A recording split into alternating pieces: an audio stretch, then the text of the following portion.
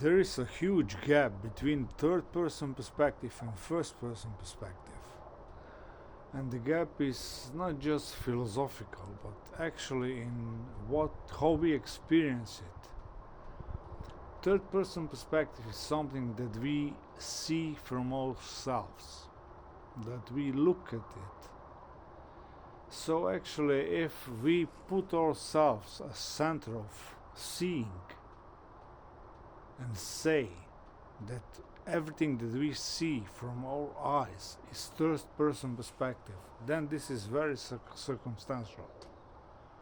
Because there are emotions that we see in our mind, there are thoughts that we see in our minds, there are feelings that we see in our minds.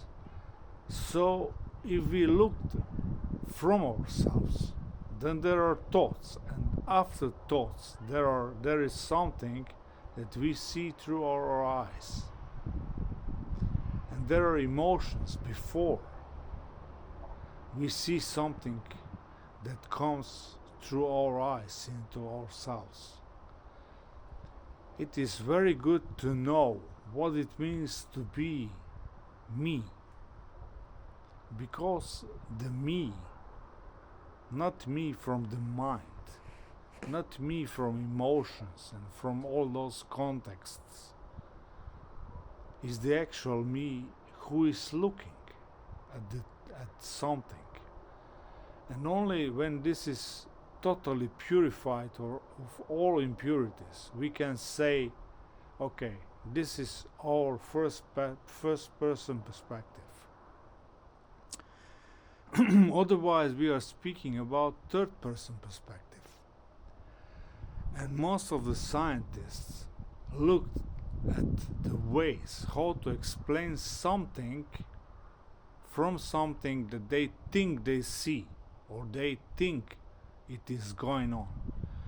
And every time when they do this, they are looking at their thoughts, their thinking process, their emotions, and try to explain first person perspective through lens of what emotions say to them first person perspective means, or what thoughts say to them or explain to them what first person perspective means.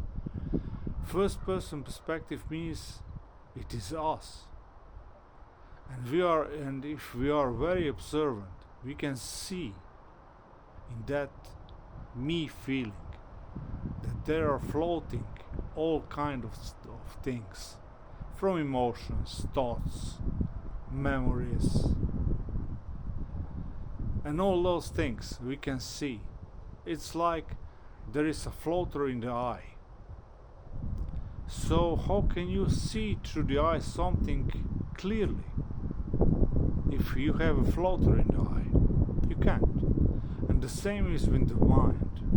If you have floater in the mind, you can't see something clearly. But you can if you clear out all those things that are in your mind, including the thoughts, memories, emotions, feelings, and all those things.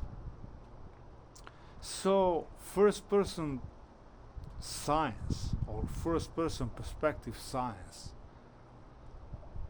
has to be something that stems from something pure, unattached to anything.